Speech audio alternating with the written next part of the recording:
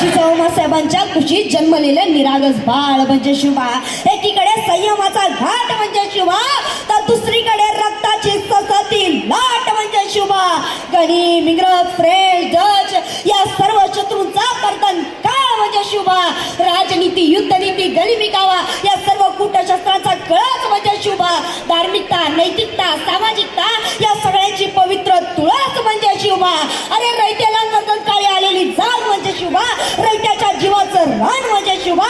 सर्व धर्म सहिष्णुतेचा अभिमान म्हणजे शुभा. अरे त्या अफजल्याला पाडणारा माझा वाघ म्हणजे शुभा. अरे अवघ्या जगावर आदर्श राजाची छाप म्हणजे शुभा. माणुसकी मोजण्याचं माप म्हणजे शुभा.